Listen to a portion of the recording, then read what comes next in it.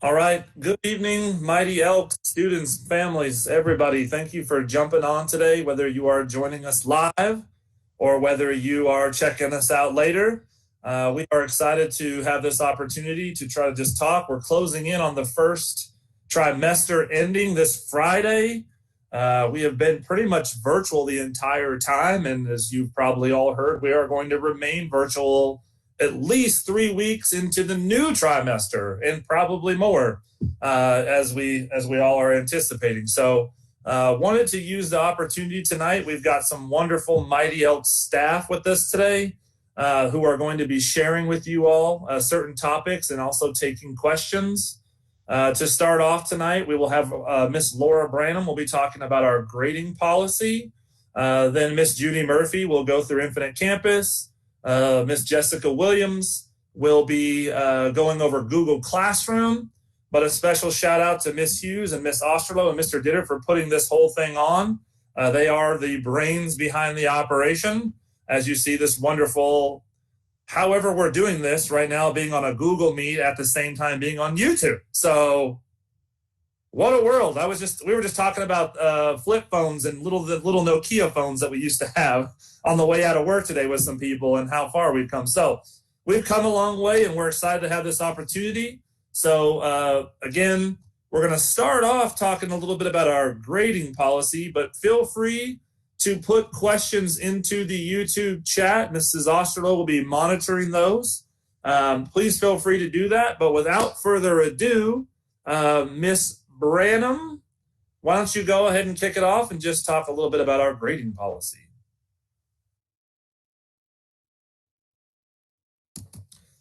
Just realized my mic wasn't on. But hey, everyone, I'm Miss Branham. I'm a sixth grade social studies teacher here at Elkhorn. But here at Elkhorn, we have two grading categories that we follow. We have summatives and we have formatives. Summatives are worth 80% of a student's overall grade, and then formatives are worth 20%. So we get to this because we use a grading system known as standard-based grading here. So the state and the Kentucky Department of Education, they come up with certain standards or contents and skills and things that the students are supposed to be able to complete or know by the end of the year. So we make assignments that go off of those to show whether or not the students can do this or if they master these standards. So our formatives, they are 20% of the overall grade, and this is going to be the student's classwork. So it's any kind of quiz or class assignment that really shows us where the student currently is at meeting those standards. Are they on their way to meeting them? Do they know the information? Those kinds of things. And then we have our summative assessments. So summatives, they are going to be the big grades. There are unit exams, there are big major projects or things like that. And this really lets us see if the student has fully comprehended or can really show us full understanding of meeting or getting to those standards. Because we only have those two different categories, we have no participation grades at Elkhorn. This is where things are a little bit different than in elementary school. So students don't receive a grade just for being in class or just for turning in work. They have to complete the assignment, and they have to complete an assignment that actually shows that they really know what they need to. However, we do allow students to retake summatives. So every teacher has their own relearning process that allows the students to kind of relearn content that they may have missed on the summative. And it's, like I said, different for every teacher, but we all have one that has them relearn something. And then the students are able to retake the summative.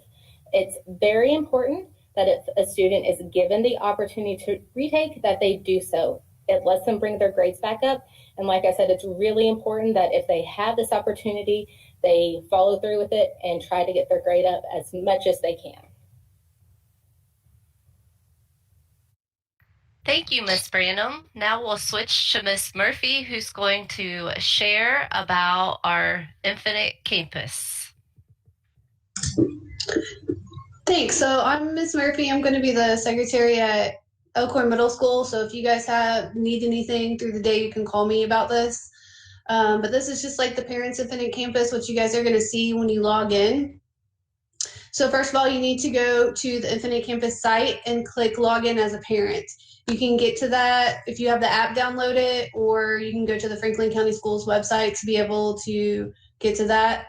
If you don't know your login or your user's information, you can email myself or Miss Clay, and we can email you back and get you set up for that.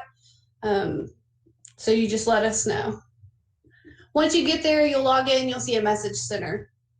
With the message center, if you look in the inbox, all the messages that we send out to you all, whether it's a teacher to your student or just Elkhorn Middle School sending out extra information, you'll see that in the inbox. You can always go back to see that information too. Also, if you have multiple students, in the top right-hand corner of the screen, you'll see a little person with the student's name on it. You can click on that. That way you can switch between your two students when you're going there. On the left-hand side, if you don't see the black box towards the bottom there that says Message Center and the list down, there's 3 little dashes you can click on to bring that up. So then from there, you can go to the Assignments tab. If you go to the Assignments tab, it'll pull up all the assignments that your students did. You can see their grades on their assignments. You can see if they're missing any assignments. That way you can kind of correlate. If you're missing an assignment, it'll be the same name on Infinite Campus as it is in your Google Classroom, and your student can go back and look at that and then talk to their teachers about retaking this. Also, there's a grades tab where you can see every single class that your student has. When you click on that, you'll see all the classes. You can click on each individual class to see all their grades. You can also click on the actual class name. When you do that, that will pull up all of the teachers' information, including their email address. So if you need to email them directly, you can find it there also. Thank you, Ms. Murphy. Next, we have Ms. Williams, who is going to discuss the Google Classroom. Hello, I'm Ms. Williams. I'm also a 6th grade social studies teacher, and I'm going to talk about Google Classroom. So by this point, I could say we're all pretty much going to be experts at this subject by the time this school year ends. Now, what Ms. Murphy was saying about Infinite Campus grades and the assignments in Google Classroom, all of the teachers at Elkhorn have made this a uniform policy, to where if you look at Infinite Campus and you see a grade missing for 9/25/20, assignment 5, you should be able to go to your student's Google Classroom for that teacher, pull up 9/25/20, and see assignment 5. This is just the easiest way to make sure that your child's actually turned everything in and to find anything that's missing. Reteach assignments before retakes, as Ms. Branham talked about. All of us offer retakes for our summatives, and your students should really be taking advantage of that. And typically, all of our reteach assignments can be found on Google Classroom as well. So a lot of teachers are doing, if you're missing assignments, you can complete them.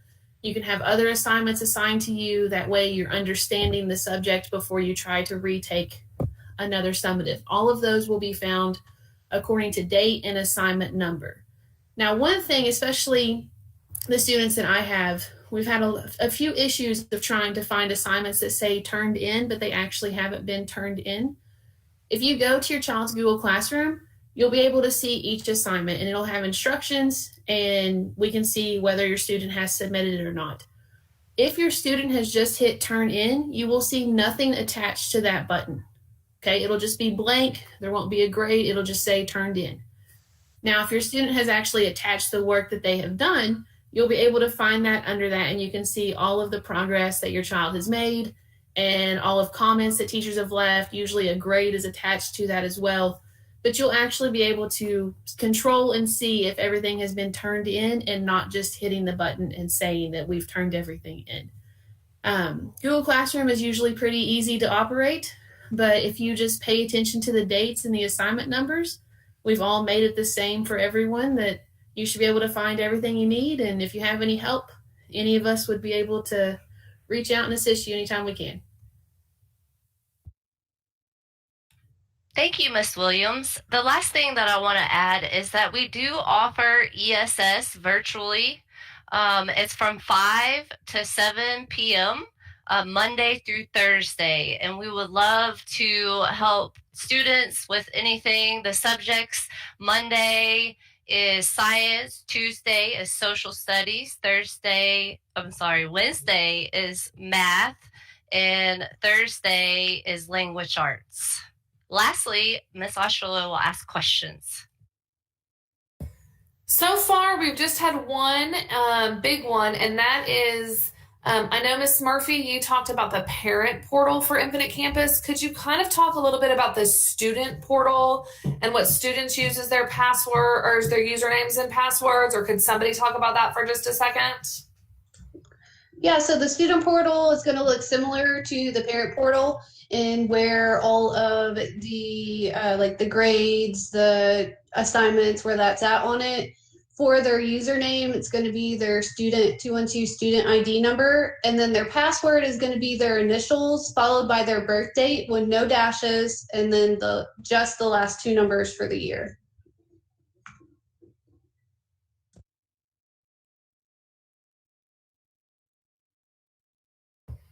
Thank you so much. So far, I'm not seeing any other questions, so I just want to make sure that everyone knows that if you want to put that in the chat, it's right there in the YouTube chat box, and I'm monitoring that. So if anybody has any questions, we're going to give you guys just a second to type those in so that we can get those worked out. So give just a second to type those in. In the meantime, Mr. Rohde, if there's anything else you wanted to go over, kind of big picture for December, maybe hint upon map testing coming up. Yeah, for map testing, one thing, parents, is, we're recording this, but what we're going to stress, we have some Miss Adams and Miss Ratterman, who are administrators in the building, are working on some slides, and they're going to coordinate with our PBIS team on what is the importance of SST time in this new schedule, and when should a kid take advantage of it? What is it?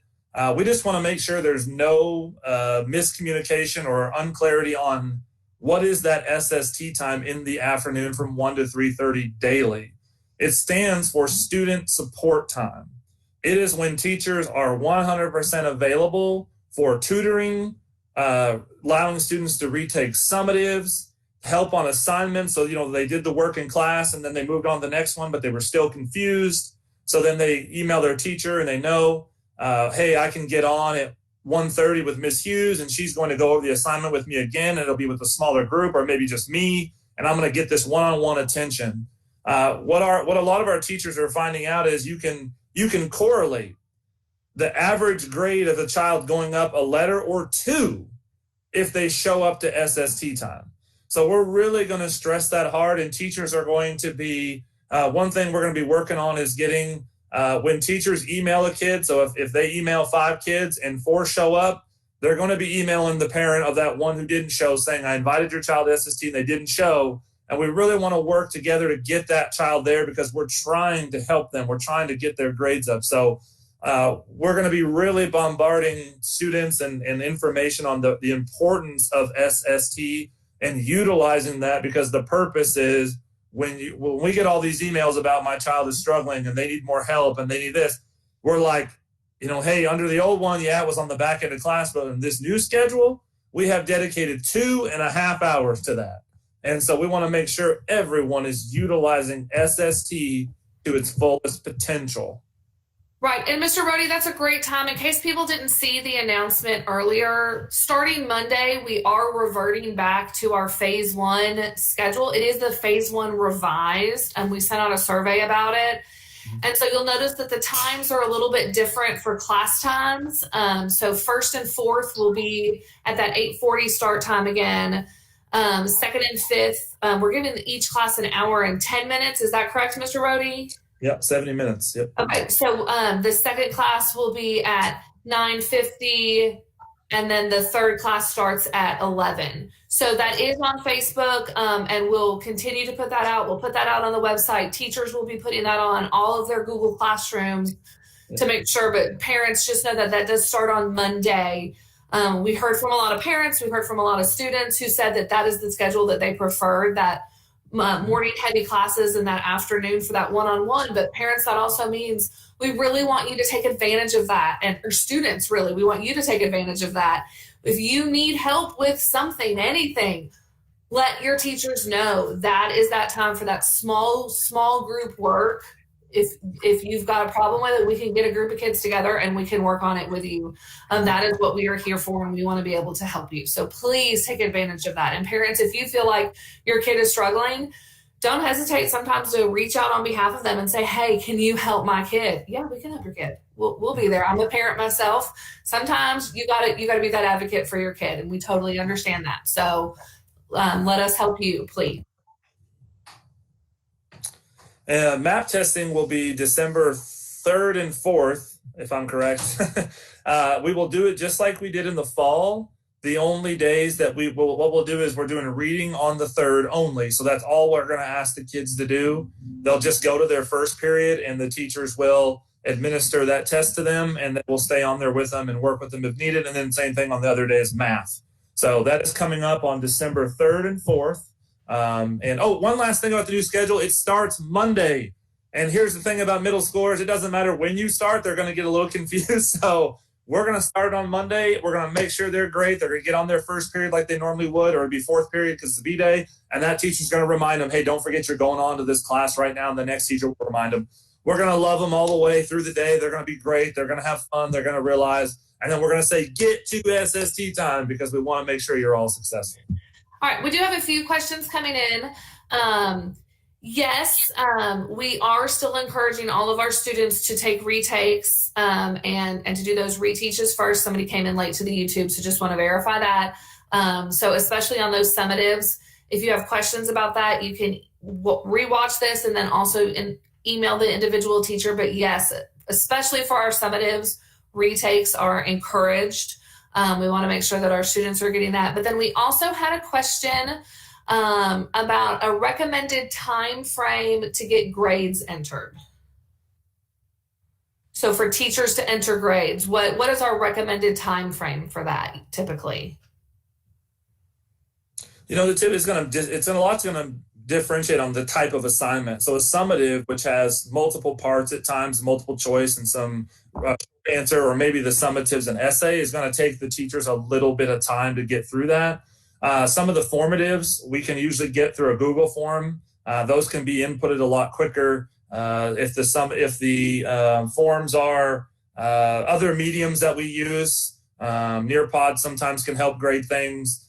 Just other mediums that we use, those go in fairly quickly. But as far as summatives go, it can take a little bit of time to get those in. So it just depends on the nature of the summative, and language arts may have more writing, math may be more, straightforward with the answers.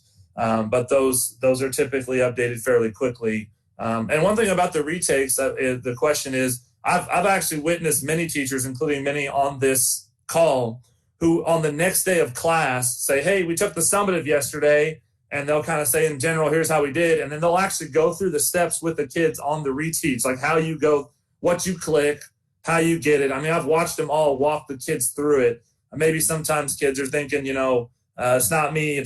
But, once they see that, they should just email them. Usually after kids do it once, they pretty much have it down. I mean, they get the process. It's pretty simple. So, again, grades, it just depends on the kind of assignment, could take time. And I will add on to that I've had many teachers and seen many teachers use that SST time to say, hey, I saw that you struggled on this test. When you retake it, let's retake it together on a Google Meet so that we can talk out some of those questions. And we do have some students who just need that sort of communication rather than sometimes that written form. And so they'll talk with their students as part of their retake or their reteach. And that's really helpful. So again, please take advantage of that SST time, because that's really a great way to do it. I will also add that if you have any questions and concerns, please email and reach out to the teachers, whether you're a student or a parent, because we want to help you. We want students to be successful, and we're willing to go the distance to make sure they get there. So definitely reach out with questions or concerns. One thing that I heard today, had an issue where a kid was emailing a teacher and there was no response. And it was what we found out is the student was emailing, I guess it was a teacher Google class. It wasn't actually the Google teacher. So really important to ensure that it should usually a picture will pop up next to the teacher's name. it should say, you know, first dot last name at franklin.kyschools.us.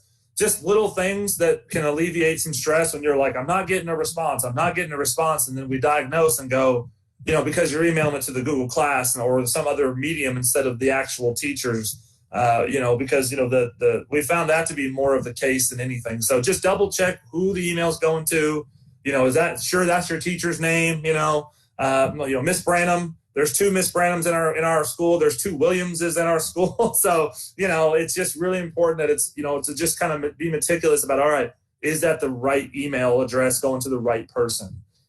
We found that to be the issue 90% of the time, more than anything.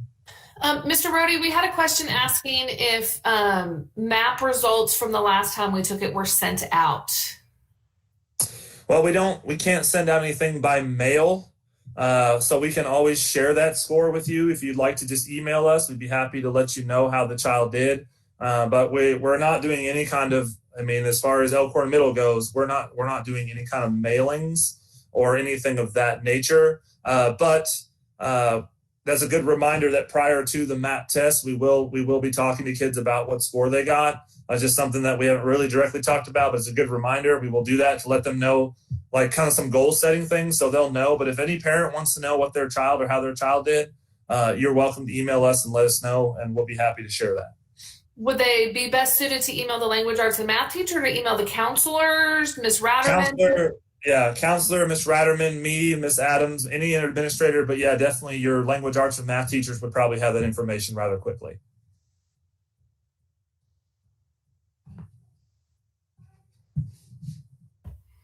I'm not seeing any other questions, so let me double check. Nope, don't see any.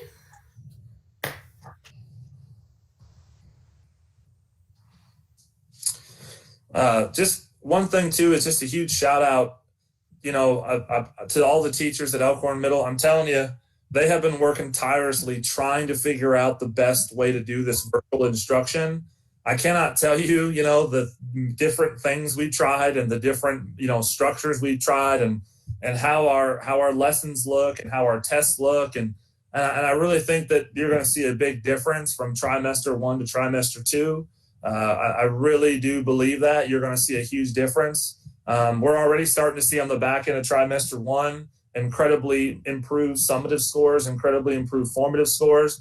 We're doing a more synchronous class now instead of asynchronous. We had no idea we were going to be in this for 12 weeks. I guess if we could have, you know, took bets, maybe some would have won big and others would have lost big. But, you know, we just feel like we've really got a better hold on how all this works. And I think your kids are going to be more successful. You're probably going to see some differences. Your kids especially are going to notice a lot of differences in their classes. Teachers are going to be asking them to participate more, stay on, talk, chat, get more involved. And you know, we're going to do the legwork to get that culture built up. And, like for example, our 7th grade, has done an amazing job. And I think they've kind of led the way. But, I've been watching the 6th grade a lot last week, and they're starting to, they're getting it going. It's starting to be a culture routine, and 8th grade's getting there with culture routine, and exploratory's been doing it for a while. We're getting there as a school. So I appreciate everybody's patience. I know it's been frustrating, and a lot of the emails I get about frustration always do seem to acknowledge that they understand that this is not normal for us. And so, I can just say that I'm super excited about trimester 2 and all the things we've learned, and I'm seeing the results already, and I'm seeing happier teachers, which I know means happier kids with the results, and that, hey, our efforts are not going in vain, and we feel like we're banging our heads against the wall. So, and speaking of trimester 2, that starts Monday. Just got a question come in about that, Mr. Rohde. Monday. So your exploratory, the person who asked that, your exploratory is changing from PE and health because the trimester is ending. And so you're getting all brand new exploratories, well, 2 brand new exploratories on Monday, unless you have choir or band. Those are year long, so those will stay. And then just the other exploratory will change. So students, it's really important that you check your Infinite Campus before Monday to find out what that new exploratory is. And if you have questions or can't get into Infinite Campus or you're not sure, email any of your teachers and we can look that up and we can find that out for you. You can email me, you can email any of the administrators. We will all find that out for you. Sorry, Mr. Rohde, just wanted to get that in there. No, I somehow overlooked that. And then that small detail that, oh, by the way, you're going to have some different classes on Monday. It's not, we all kind of forgot, you it's know. not a small detail at all. You're like, where's my teacher? Like, sorry about that. I know the Sorry Google about Classroom, those will probably not even, those codes for the old ones probably won't even work come Monday, and then it'll be lost. So Sure. We'll all help you out. We will all help you find your way. If you're not sure on Monday what classes you're in, please feel free, especially to email any of that admin team, because your teachers will probably be in the middle of class. But the admin team and myself will be able to help you out and figure out where to go.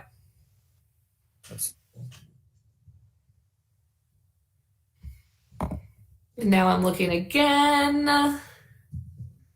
Thank you to those teachers on the YouTube chat who are helping us out and keep us on track there. Shout out to Miss Davis and Miss Wilson.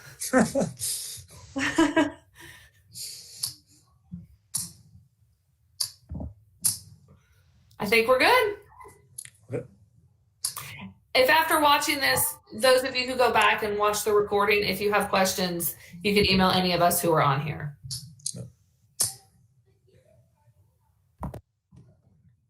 All right. Thank you all, the mighty EMS parents and families, for joining on. Once again, thank you to all the teachers taking some time out of their night to join us. Ms. Hughes, Ms. Oshville, Mr. Ditter, thank you once again for putting all this on and making this available for people.